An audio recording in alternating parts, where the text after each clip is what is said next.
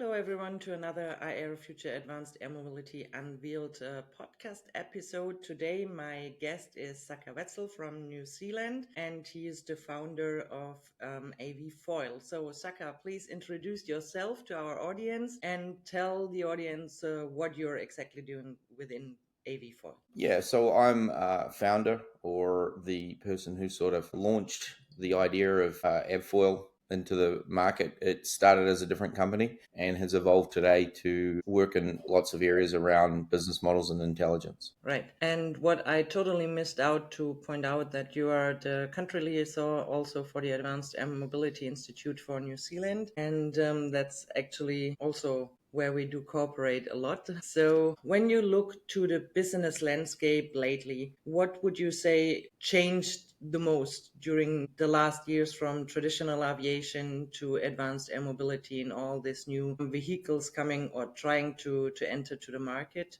What's the impact on you, your business, and the entire landscape? I think probably the thing that's changed the most is there's a few more facts around the subject. So we've got flying prototypes that are at scale size, right? Yeah. So the facts around the ones that have potentially failed, if we agree that they've failed, and the ones that are now, predominantly successful, if we want to use a name, something like Beta or something like this, And so there's sort of some answers in that area that now would tend to point towards them being a player that we have to be aware of. And if we're aware of that, then we need to start planning for it because, our plans need to be 20 years working back into 10 years. And we should already really have our 10. And if they're affecting our 10 that's in front of us, well, then we're going to start reshuffling. And I would argue that they're potentially starting to get into that place where they're going to affect the next 10. I lately have a lot of conversation about advertising, how it makes fun, how we can fundraise even for it, how do we have the budget. As a startup, for example, it's pretty tough to have the amount of budget for advertising or Google Ads or whatever. So what would you say, what can we do with what we have today? Yeah, I think it's really important to understand what it is as a mechanical sense because advertising has different general ideas within different industries, like promoting maybe ourselves. And if we were in the dating agency, it's a different story as opposed to, say, Nike shoes, or then moving into, more technical subjects like automobiles and finally ending up in our area, which is low volume in general sales and but high ticket values and, an immense amount of trust required by your client. So advertising is actually very important. I come from a position of being more of a business model builder that ended up in sales because I had to sell it because other people didn't believe it. And then I got very frustrated around that area about, especially in aviation, what we had on offer to us. I don't think the providers were necessarily bad. I just don't think that they understood what our problems were because they weren't, in the fight directly on the front line, so to speak. So we built AVfoil media product actually as a way to learn. It wasn't a primary product of ours that we wanted to develop. We were more interested in data and intelligence and actual trading around, especially engines or airframes, and understanding how to make them more efficient. And then over time, we realized how important it was to understand this piece of it because no matter what product or service that we design, eventually you have to have some sort of vehicle to get it to the public, right? So that they know that it exists, they know how to use it, all of these things. So that process is a lot longer than people really realize, and you can spend an immense amount of money in 1 year and actually get very little results. So it's a time factor, and it's, in my opinion, from what I've learned, actually in reverse to what most people would think, where they think they're going to scale up. Actually, what you're better to do is to think about a plan within your models the same way that you would buy a building or maybe build a prototype and say that I need to market first. And we've got really good examples of this. I mean, I don't want to pick on these guys, but if we talk about, say, Lilium, they had an amazing PR side and, definitely did very well in that front. And, that helped them raise capital. And, capital builds aircraft, right? It builds whatever we're doing. So if you don't have a large budget, I would say the first thing to be aware of is that your own web page is not really a vehicle in today's world for marketing.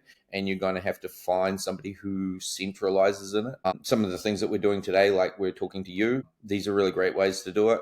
Talking to some of the other providers that are out there are really good. But most importantly, I would say have a plan. Don't be in that category where we think that because marketing itself doesn't produce a sale, and we're in a very technical environment in aviation, that we should not market. What we have is three basic tiers of marketing. One is our long term, that's building our brand, that's building a little bit about the product and something about the family that sort of pitches that product or controls that product. And then our medium area is where we're sort of really choosing our target people that we want to get to, who we know are our clients or our partners or manufacturers, because you might be promoting up rather than down.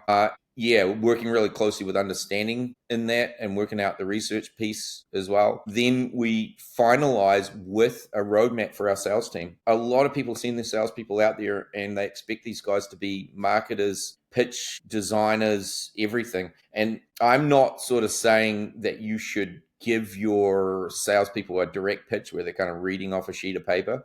But I am saying that they should know where they need to go. They should have a general idea of what the interests or the triggers are to the people that they're going to be talking to. And they should understand a lot of background research, no different to, say, a soldier might going into a battle, because our first contact is so key. Because we screw it up, we don't get a second one. And we're really looking at 6, 10, or more visits with these people if it's a really high value product before we're actually getting a sale completed. And we can't really get around that. We're not going to be able to put a banner up on a website and sell something.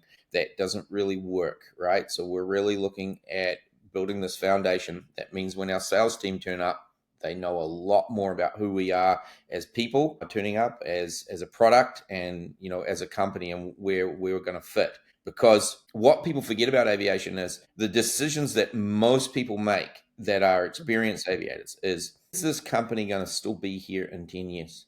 Because I'm still going to be here. I haven't got a choice to get out. If I fit this radio or this engine or buy this aircraft or get this SaaS service into my company that's tracking all my data, whatever it is, Right. we're probably still going to be mucking around with it 20 years later. So when we look into the eyes of that company, is it a company that's going to survive? And some of that we can't really predict or prove. So we're going to have to convince them. And this is where, education, which is what most people call marketing, is very, very important, and going out and educating them about what you're doing in your company that would make them want to trust you, even when there's no facts.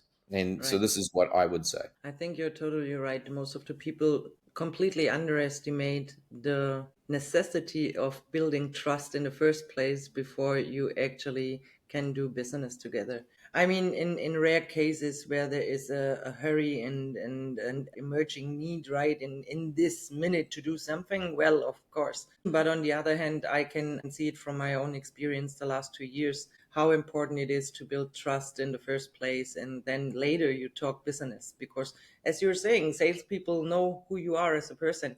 That's part of their job, right? So, and to know you as a person, that takes time. I think it's difficult for the most of the people involved in aviation to enter a room and to understand who the person is in front of them. So I think people reading is not the core skill of the most of the people in our industry. Usually they're engineers, and usually the empathy on a human level when it comes to sales is a whole different scenario, right? And they prefer to do that technology and not sales, right? So Mm. And they're when busy. we're They're very busy people. Like aviation is usually understaffed on every subject. Absolutely, I totally agree. We have the situation ourselves right now. So especially when it comes to the handy people, who actually do the job with their hands. So I'm not talking about engineers right now. I'm talking about blue collars, and we have a huge lack of blue collars in our industry. I'm not talking about management people. So this is what I can see, that it's having a big impact lately as well on the entire industry. And what do you think was changing the most in the landscape lately? I think the understanding that we'd arrived at in 2009, and I'll try not to sound like a know-it-all. I mean, obviously there were other people that knew things that we did as well. But, fundamentally, I still go out and talk to many people in regular aviation that still don't see the strength of high level understanding on a subject. And when I say high level understanding, this is collecting, knowledge around those whatever key subjects are that you're tackling. I mean, right down to a balance sheet. But we still have aviation companies of reasonable size that use Excel as their way to track their maintenance. They're Right. not using a maintenance software or something like that. And I understand the issues with maintenance software. It's a really hard choice out there, and a lot of them are, subpar on what they're providing. It's not perfect, and generic systems are always tough. But really understanding that we're moving into an age where, you mentioned management, versus blue collar. I mean, I understand that potentially that some of the roles that I fill now or have assisted people in the past will become less important over time once they can download what's in my head.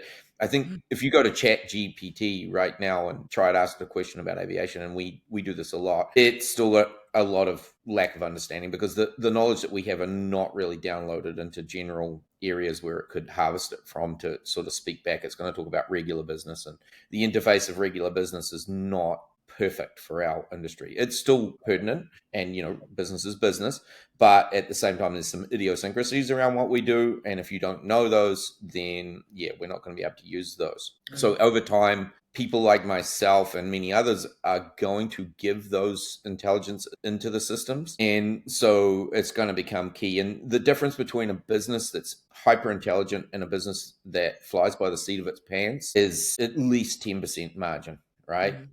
And so the people that were really great at flying by the seat of their pants are probably above 60 right now. So we've only got them for maybe another decade and a half. Right. So those people are basically grok for aviation in their brain. Right. And so they're still capable of that right now. But as our next generation start to come underneath us, and, even my generation, we're going to not have the same sort of tools. I don't meet as many historians in my age group around, the problems in aviation. And definitely people should be very cognizant of history in aviation because Absolutely. I mean, Gary, who speaks a lot and is part of the air mobility group, brings that up regularly. A lot of these things have been tried before, obviously with older technology, but, they've been done and we can see examples about how they worked.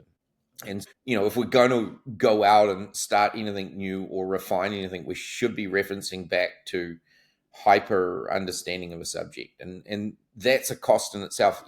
How many companies, if you go and ask them, say, have you got a research analyst in here? They might have one if they're lucky. Probably.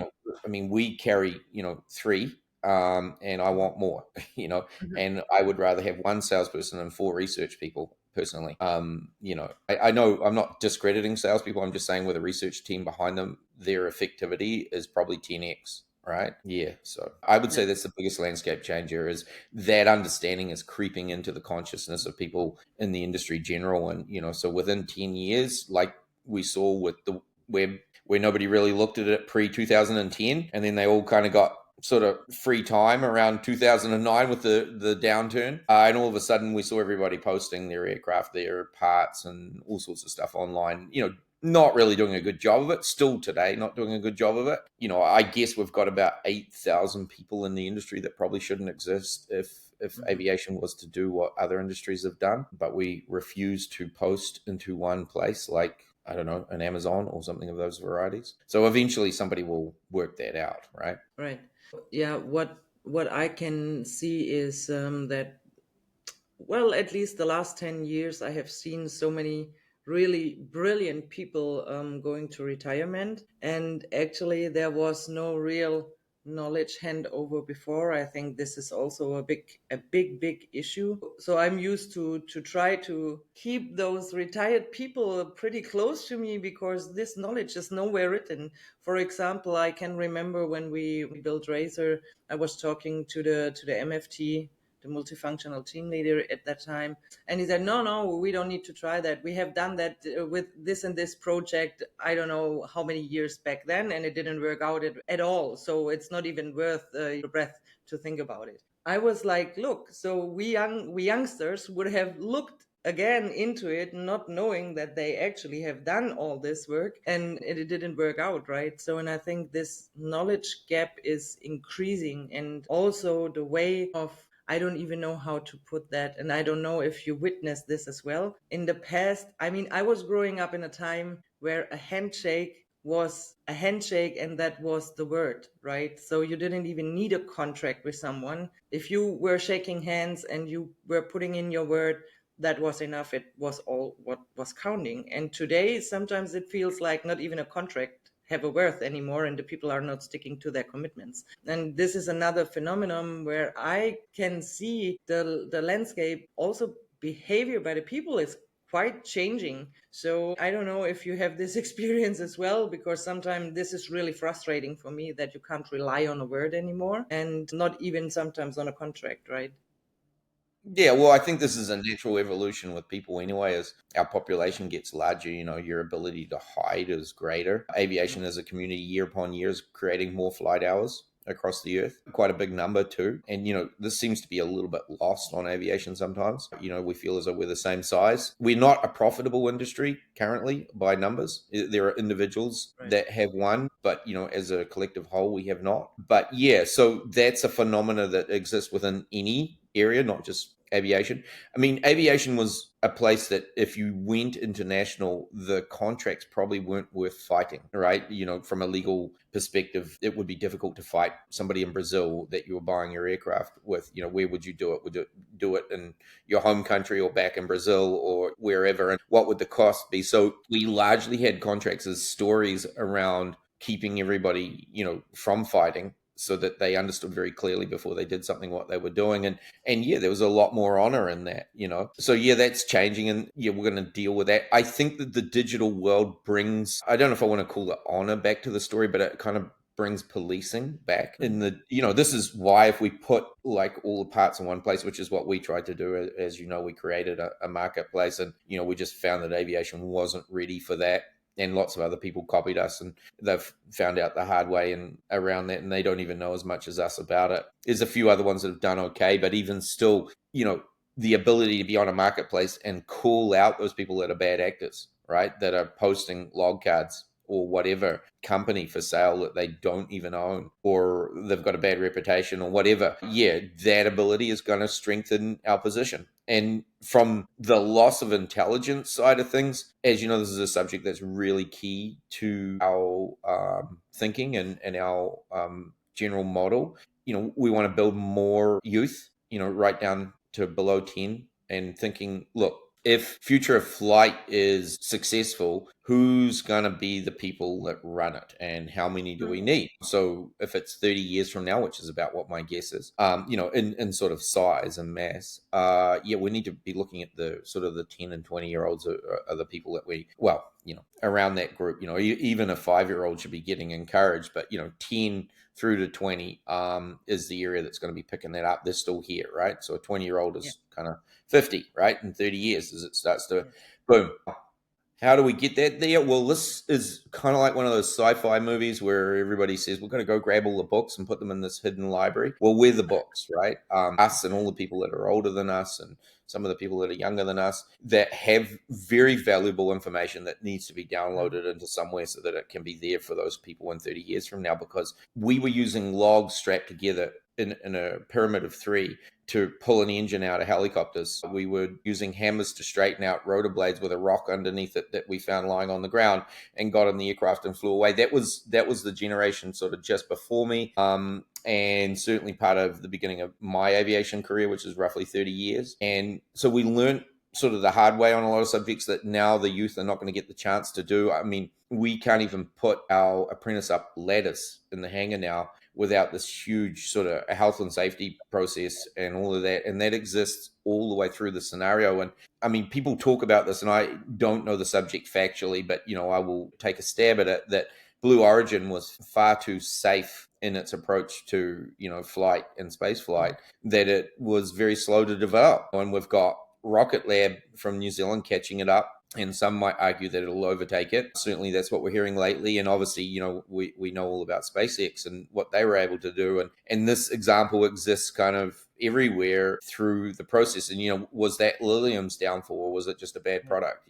All of those sorts of things. We have a lot that we know that just won't be there for them. So we've got to download that now. So this is sort of the mentor, grandfather, grandmother sort of scenario that we need to sort of say, well, what is our job now is actually about setting up the future for all these guys. And it sounds a little bit sort of romantic and sad all in one, but it really is a truth. Unfortunately, I think the more you know, the more you understand what the limitations are of what you can do in a life, right? And if we realize that we're not really going to be right there on the coalface when this is big, then what we need to do is lay out the foundation for these guys and do a good job of it. So, this is why we're really here as an intermediate between traditional aviation, existing aviation, and the future. And I always say that these two parties should be talking with each other. From traditional side, they should be scared that Silicon Valley doesn't come in and take their industry from them, who have a long, long history of aviation that they deserve to keep. And from Silicon Valley's side, they should want to understand more about what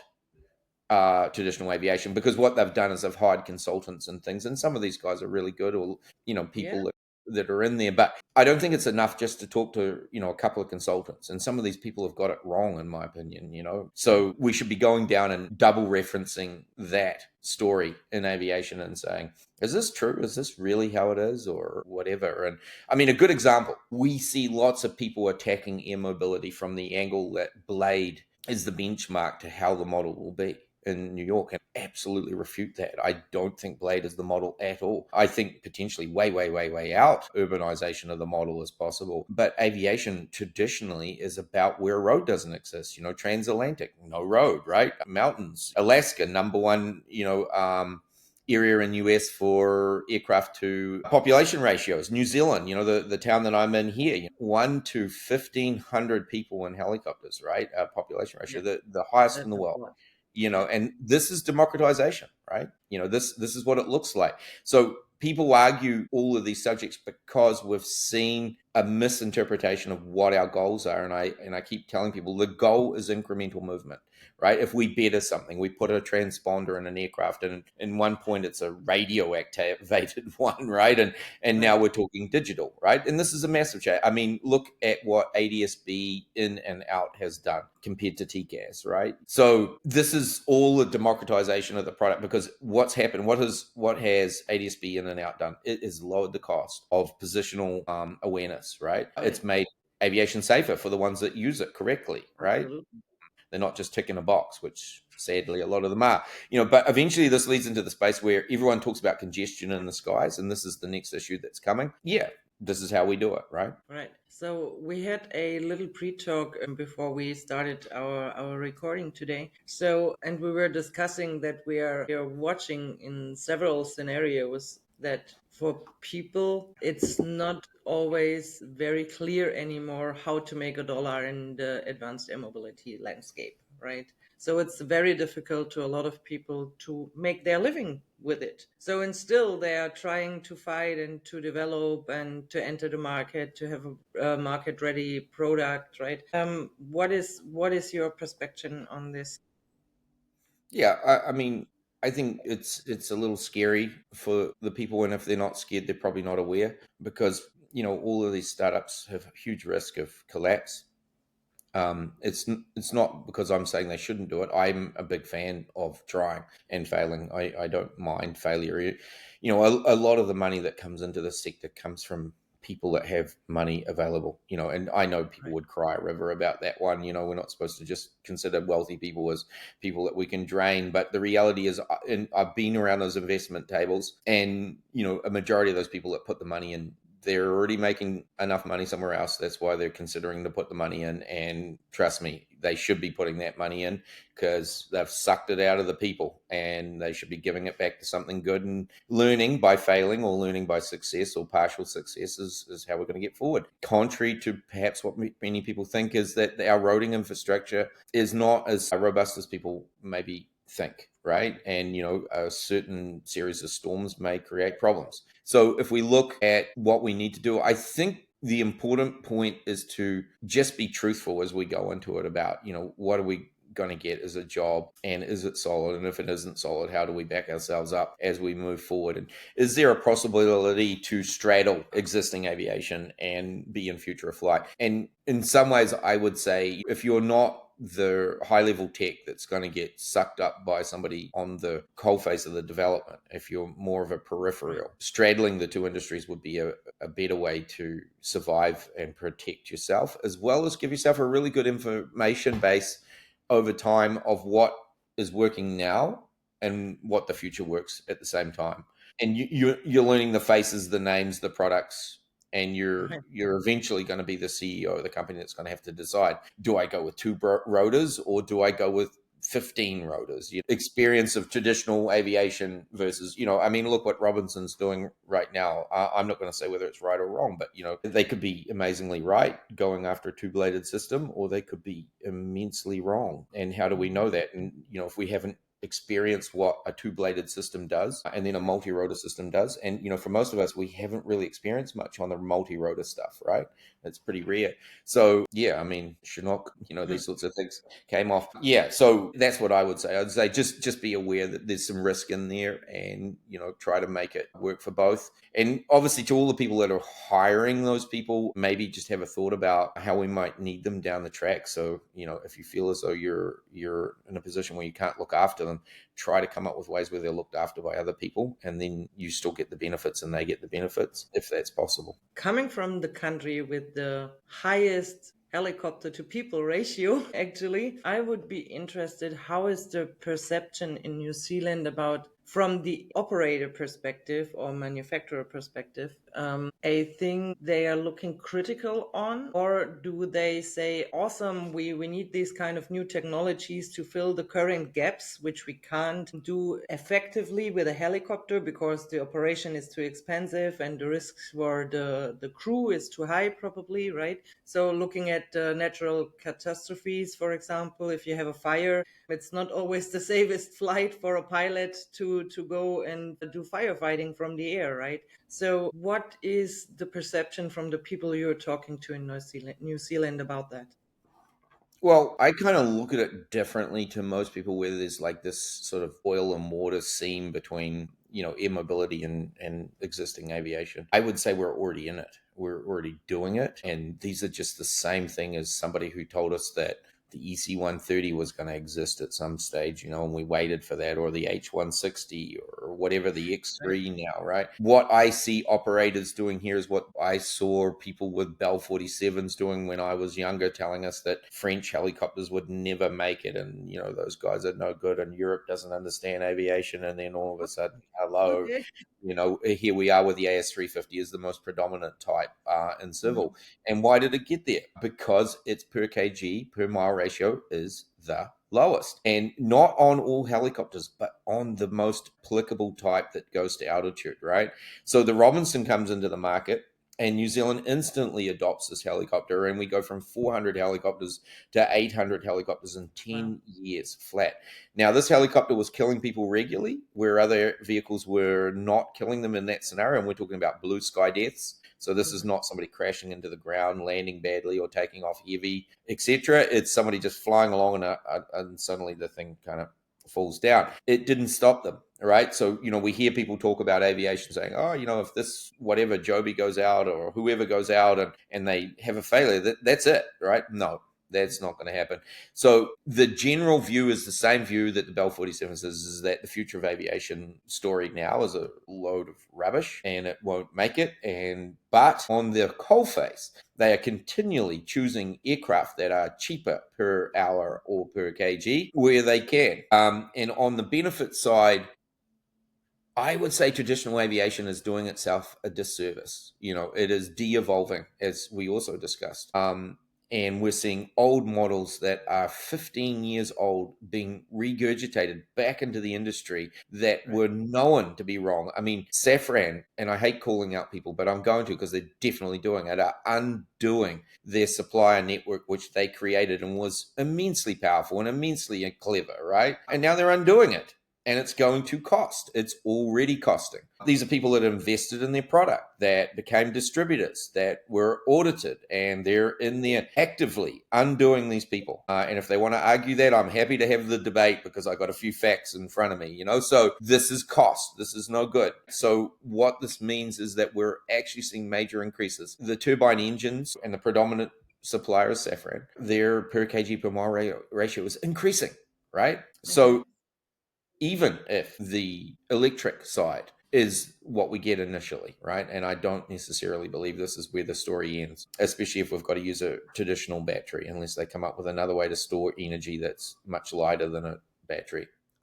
Is that over even 150 mile, if they're going to be 20 times cheaper than a turbine, they're going to get used because helicopters don't typically fly much further than 30 mile, right? Right. And this is what people forget. Everyone's like, oh, all these things. How many takeoffs can we do with these batteries? And I'm like, do you realize how many flights a helicopter typically does? What the averages are in the world? It's 300 to 400 hours a year, right? So that's 1 hour per day, right? And those Right. flights are typically 20 minutes long or less, right? And the second half of it is downhill because they fly to an altitude point and then back down, right? This is the scenic mountain stuff, right? Some of these products are really cheap downhill, right? And they don't use a ton of battery because they're going downhill. Yeah, so there's some real thought that people have not thought about. And the Hughes 500 barely flew an hour, of usable fuel if you filled it up with people because it couldn't fit the fuel in.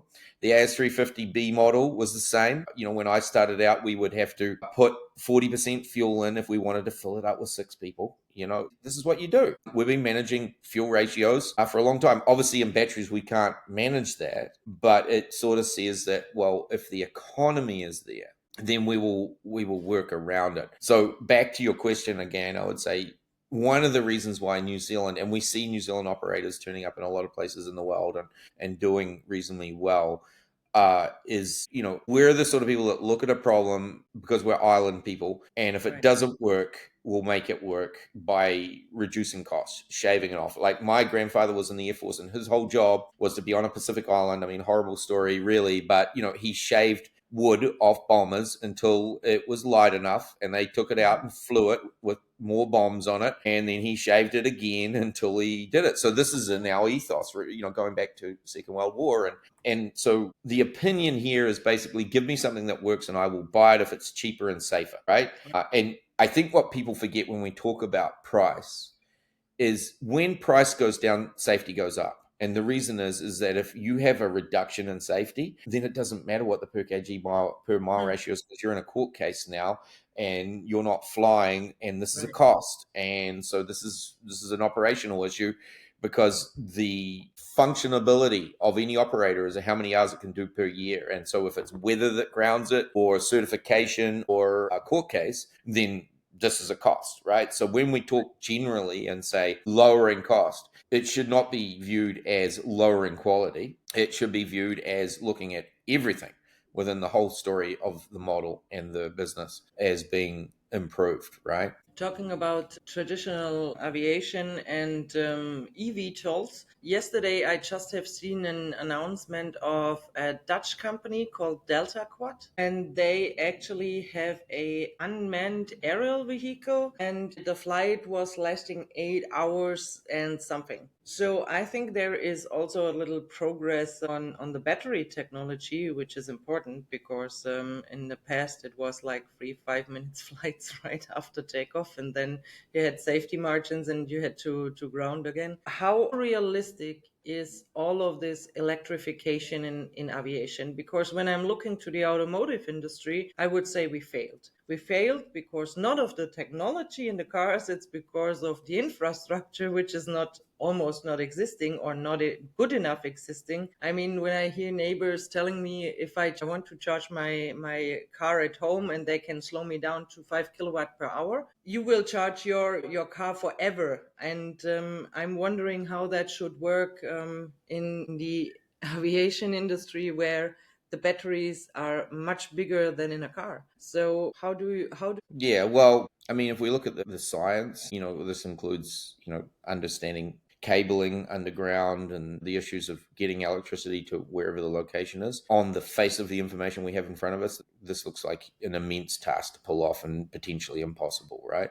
But what I would say is maybe that's what the people with all the horses said in 1908 when they were looking at how many gas stations they would need across USA and how were they going to get the fuel to each location. I bet you there were a lot of cars parked up on the side of the road that they ended up having to grab a horse and ride the last mile because they ran out of fuel, or they didn't have a spare wheel or whatever. The disadvantage, I guess, that we have is that there's already an existing offering out there and it's not exactly broken. It's just expensive. So yeah, do we need that to break before we succeed? And this is an interesting point that I bring up a lot because I've got personal experience about losing family members to, severe storms that are 1 in 100s and, 1 in 500s. And we've just watched that year upon year happen in New Zealand. And by the way, everybody, I don't get it off the news. I get it because I walk outside and I look at the weather and the river and the road disappearing in our town. I don't get it from CNN. So I'm not being brainwashed into global warming or whatever the reason is that's causing these storms. I won't give you the answer. I don't know. But I can tell you they're happening. So roading in New Zealand, we're very lucky to have a lot of it, but we're struggling. USA has been behind the curve for over 20 years on its maintenance. Europe has had the luxury of having roads built on top of what the Romans built. So yeah, I think there's a very strong possibility if they're correct about the rise of the water, where 70% of the world lives, anything beside a river, a hill, or an ocean is at risk. And if that disappears, we're going to lose a lot of roading. And so I don't know where they're going to drive their cars at that point. And where's the money to rebuild it if we can't even maintain it? So what I would say is, yes, there's some problems with the technology on the face of it, and it's not really foreseeable at this point how we're going to solve it.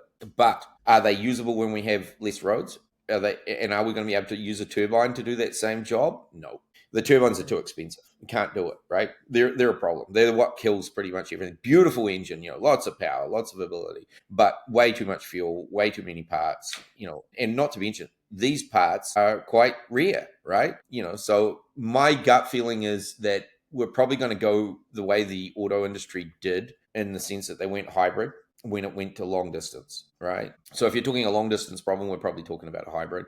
It's not that big a deal to chuck a turbine in and a bit of fuel, and it gives you this weight change issue too, right? Short distance, well, don't put more fuel in. Long distance, put more fuel in, right? So that gives you the distance, and that's a power generator, right? Still running electric engines. Alrighty. So, Sacha, where do you see our industry and the entire aviation sector going to in 2025 and 2026 next year? Yeah. So on the qualifying side, drones get the big tick, right? So, I guess Ukraine and wherever else there's a military conflict, this has been well proven now. And obviously the escalation and the use of these, we've just seen a self-determining drone flown into Ukraine and released. So, this is making its own decisions. May probably feel small to some people, but I think this is reasonably massive. So that industry, I would say, is almost mature now. In the sense of, it's got its first legs, and profitability is not really a problem. Obviously mature in the sense it's going to go a long way from here, but it's not exploratory anymore. It's a fact. The other areas, I'm interested to see whether we're going to see hybrid engines, so a retrofit story, start to play out in the fixed wing and then potentially across into helicopter after that. Now, I don't think that either of those two are going to come into the space of 2025 and 2026. But I would say that should be pretty interesting. We're obviously well into seeing beta turn up potentially at the end of 2026. And I would say on our traditional side, we're about to see some sort of implosion, would be my guess, with the degradation side, because at some point someone's going to have to say stop and sense will have to return. We saw this around 2008, actually. Funnily enough, it happened kind of right in the middle of the recession, with what happened in that period, and especially in US.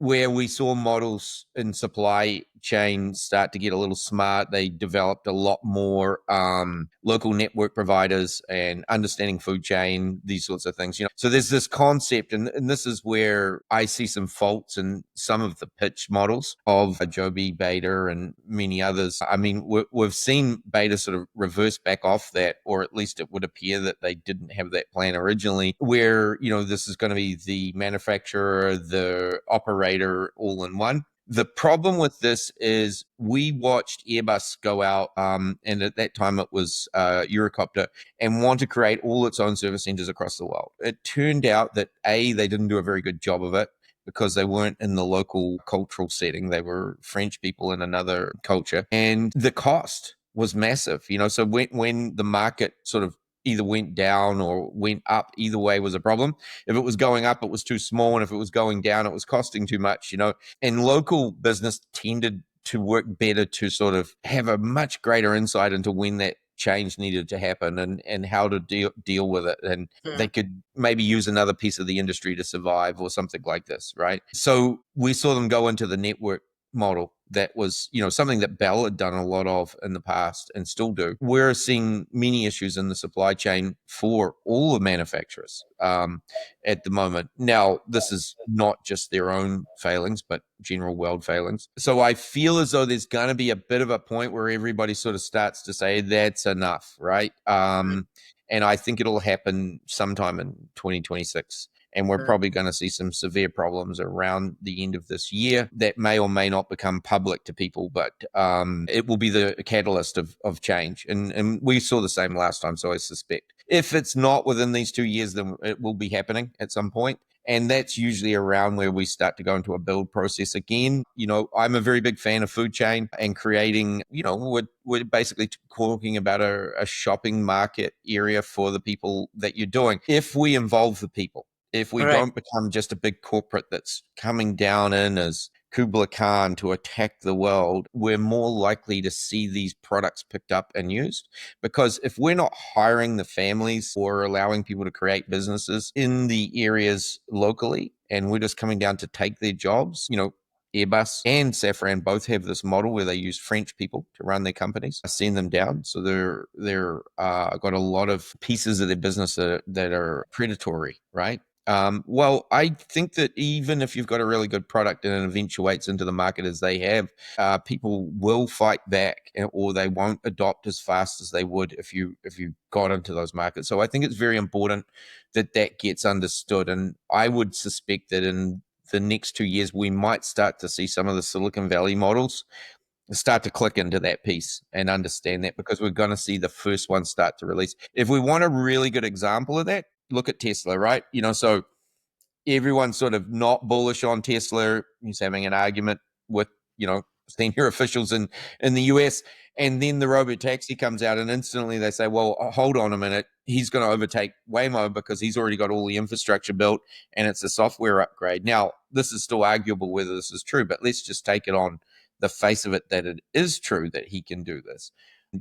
Well, if that's the fact, he's already got all the infrastructure out there, right? And if we're talking about a company that needs to raise 10 billion maybe to release an aircraft like Joby, what do they need to raise if they need to build every hangar, buy every aircraft, every employee, every truck, every piece of equipment, hose, strop, God knows what, across the whole earth? How much do they need to raise to do all of that? Because you've got to buy it in front of the profit model, right? You can't pay for it out of profits. And if you are, well, it's going to be very, very slow, and it certainly won't be what they pitched. So, it makes sense to share the economy. Right, there's a problem because people have different ideas to the manufacturer about how things should be done. They crash vehicles and all these sorts of things. But autonomy is coming in, and data surveillance is all part of what we're doing. So there's a greater ability to audit and be safe and to guide the users in a much better way. So I think those are the realizations we'll see in 2025 and 2026. I'm really hoping that we see some sort of turnaround in the aviation sector in the latter parts of 2026, maybe. If I'm being negative, I would say we're going to wait until the current administration in the US goes, because obviously they don't understand aviation and its problems. They've got bigger fish to fry. I'm not going to speculate on whether what they're doing is good or bad for them, but it's definitely bad for aviation. And certainly we're not going to see any amazing builds in USA on aviation because of tariffs or any of the other interconnectivities that are being broken. I don't think we need this. We're very much a global industry, leveraging people like ourselves from all sorts of parts of the world into USA or out of USA. So yeah, I hope that at some point they take the foot off the neck of international trade, or do what they've done with UK and put a zero tariff scenario on aviation, which is sensible. And if that happens 2025 later, then things will get better for us. But it'll take time to get back what we've lost, even in the 4 months currently that we've been suffering through it. Yeah, absolutely. The supply chain was really affected by it. So not only because of the US administration, but also other things going on in the world on political levels, right? So it had a huge effect, and I wouldn't say it was a positive one. So, but nevertheless, I fear that all the lessons learned we should take away from that are not taken away from it. So it seems like, we repeat mistakes, major mistakes in our industry even. And I think this is a critical topic. What I would like to see is that people understand that cooperation, and exchanging with each other is so mandatory to build what we all are interested in, right? And sometimes I still have this vibes that I can see that people not will to share knowledge, or not will to have an open conversation because of fears that something could be taken away from them, right? Or someone could be faster with something, which is idiotic, because if we are not joining forces, I think that won't work well enough for our industry. And I think we can learn a lot from each other, even if it's fixed wings or helicopters, advanced air mobility, it doesn't matter. I think they are all people. If they would cooperate better with each other, we would be able to move faster and more united. Because what I see as a current problem is all this landscape that every country is doing mostly everything by their understanding, right? Instead of being aligned globally, we still have too many cooks in the regulation and certification landscape, if you ask me, but that's just my personal perception. Well, I think the key is there's facts here in front of us that say that unless something market has happened, that we know already for a fact that all the great aviation we have has only been created by collaboration. And there's been, a range of countries, right down to a little country like New Zealand, which has done amazing development in aviation. And we're number 3 in space now, right? In the sense of launches, not economy. Look, this is a true show of how important it is to share that. Look, USA ends up with the benefits. They've now taken that company up into their end. If we look at German technology post Second World War, there's just so much stuff that's come across. The French as well have benefited from German technology, so they should remember as well, that it's really important to use a collective model when you're creating your companies. I think the single greatest thing that Airbus could do for itself right now would be to open its doors to other cultures a lot more than it has up until now. I agree. And to open up its models to make a marketplace, right? Not to have this sort of conquering old French colonial idea that they have, and it's really sad because they got great products. So the US is the same problem. They need to sort of think about how the market, even though they have 25% of the market or more concentrated in one country, there's 75% of it out of the country, so this is a global problem, not just one continent problem. And so we need to work together around all of that. And the benefits are proven. It's not a discussion. I'm wondering, because you were pointing this French culture out from Airbus side, and you know that I have been working in Airbus helicopters for a period of time, and I couldn't agree more, because the mindset, the culture, it's Europe, but still French are French. They are having their mindset, their abilities, and German is Germany having their own approach, right? How they tackle things. And I can tell you sometimes it was even within one department between Germany and France, very difficult to communicate and to make each other understand what's the higher goal, right? So the communication is really key here, and also to accept other traditions and cultures, as you just said. And I think they underestimate, and that's a mistake, the local patriotism in a city, even, or not only a country. I would even go further and say in a city, because if you go to a 20,000 person city, and 10,000 are working in Airbus helicopters, then you know what it means. There is a very strong culture at a local city, actually, with their own mindset, with their own ways of looking to things and problems. So, and I think you're totally right that it's a mistake not to go deeper into the need in each country you're working with. Well, we talk about building moats about around businesses, right? So when we start to fail on a business product, which happens in every business over time, right? Right? Not many businesses are able to have the best product again, right? And sometimes we go in and then come back out. So we build a moat. What is one of the ways we build a moat? Well, we involve and intertwine our business into people's lives so that when USA or whatever country, is it EHang or whoever, that suddenly comes up with a better product, and people come down to wherever it is in the world and say, hey, look, I got this better product and it's obviously better. And you know what the people are going to say? Well, already our whole life is entwined in Airbus or wherever, as it actually is true right now. And we saw this because I was integral in moving Airbus into the New Zealand market and other markets that I went to, only to be effectively shot in the back by these people, which is why I've got an axe to grind. But, I still love the product and I still, appreciate what they've done. But what I would caution them around is, certainly making situations where if you don't have the best product, you're gone, right? I have no reason currently to stay in an Airbus model because I know what they'll do to me the minute I have success. They'll come after me. That's what they do.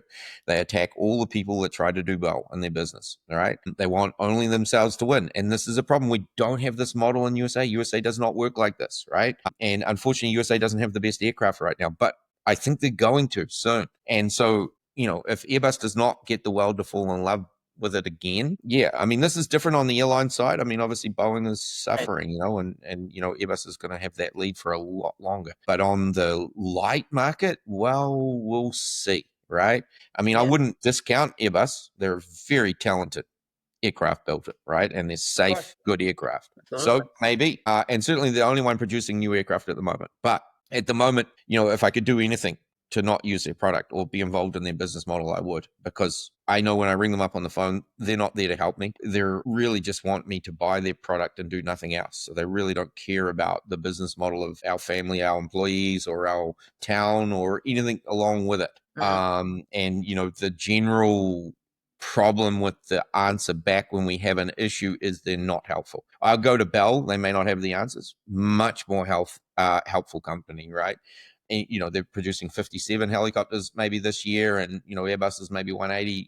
I don't think they're going to do 200, but when you talk to them, it's much more helpful. And there's no reason why they can't be like that. So this is a message to all the people coming, the betas and everyone. One of the things that I note about all of these things, I mean, we're a media company. We're trying to get Beta on the phone. We're trying to get Joby on the phone. They don't pick up the phone.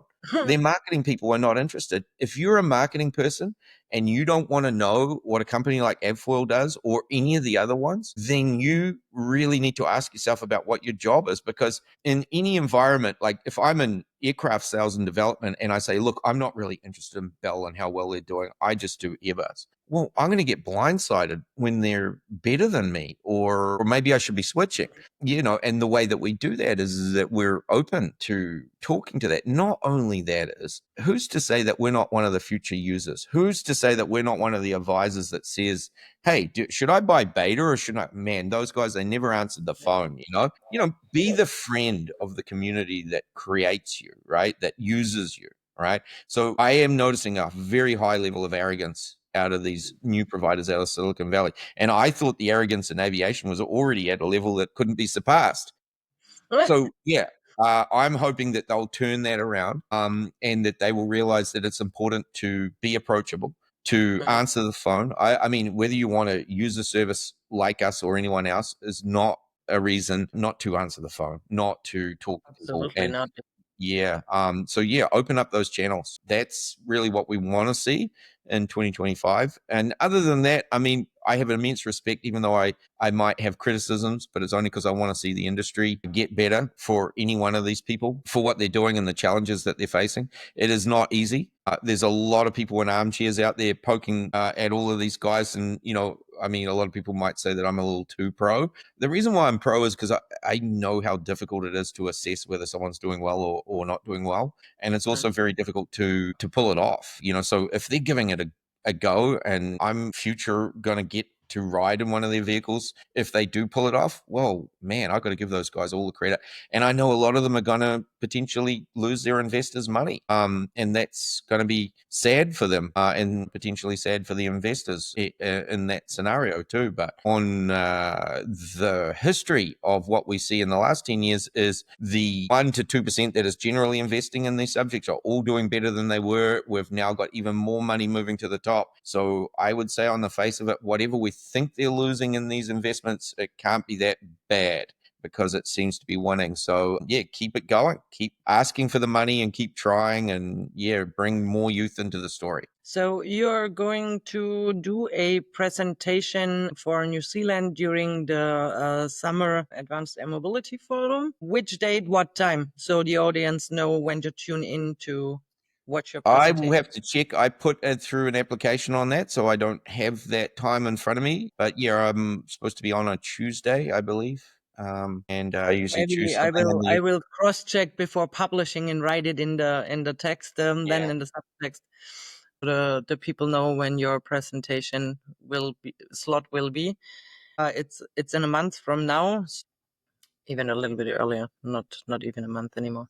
Yeah. And yeah, I'm curious who will be there, who will tell us what, because usually between each forum there are major milestones reached here and there. So I'm very curious for this year's forum. And yeah, what is your recommendation for anyone seeking a career in the advanced air mobility or in the traditional aviation? What do they need to prepare themselves for? Well, I think, you know, obviously there's an immense amount to know, you know, so yeah, you've got to educate yourself a lot. Research is huge. And, you know, all the people that I bring on young, you know, some of the employees that I have, or the people that I'm about to bring on, you know, I always start with data research, you know, so, you know, even if you're going to work for someone, that'll be a skill that you'll impress them with. So I really recommend lots of research. You know, LinkedIn's obviously a great place to do that, but there's a lot in YouTube's and various other, you know, platforms that are storing that data. Yeah, firstly, obviously know your subject, right? And you don't need to go to university for that. You know, you can do that Absolutely not. in the car or wherever, right? And obviously not hopefully staring at the screen while you're driving, unless you're in a Tesla, right? One of those robo taxis. But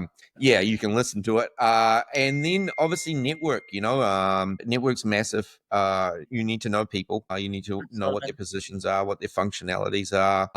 And yeah, within that, you'll probably be learning what the companies are that are relevant. You need to know who's winning. Now, here's a key factor. If you read AVfoil News, and I don't want to promote myself here, but you know, if I was, one of the things that we do is we only publish in our magazine. We publish everywhere, everything, but in the magazine is the aggregated version. And so what that does is it looks at the top read items, and that's the top three, Right. right? So we give that a gold, silver, bronze, like an Olympic story. And there's a very real correlation between the ones that get read and the ones that will have success, because the story is often the bit that drives it. You know, a lot of people would think it's a balance sheet or it's a product success, you know, and you know, aviators think this because we're very factual and scientific people, but the truth is a real good story seems to be what gathers the money up, and eventually that good story quite often uses the money to find out the true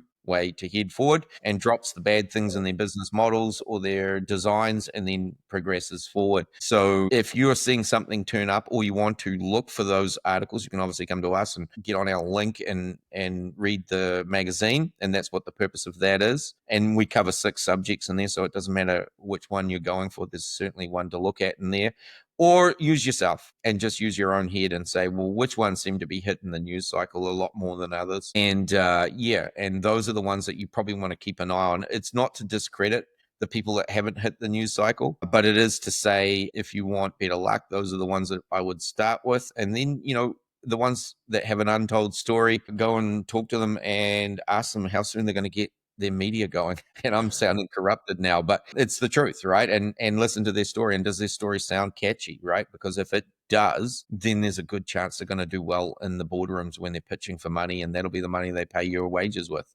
That has certainly been my experience. All right, awesome. So for a little wrap up, we should let the audience know that there will be another podcast interview with you with Molly Jenner from MaxQ, and I will co-host this session as well, because we do a mashup, advanced air mobility mashup together with all the country liaisons and involved people from the Advanced Air Mobility Institute, and you're going to be on soon as well. So people, we keep you posted. Follow the LinkedIn and Facebook group of AVfoil as well, so you don't miss any updates. And of course, we are looking toward all of you to join in the global forum in a month from now. Yeah, and we're going to bring in hopefully Jason Jorgensen, our editor, who's a US citizen base. And so you'll meet some of our team too, and hear some stories. He's a ex-military guy who's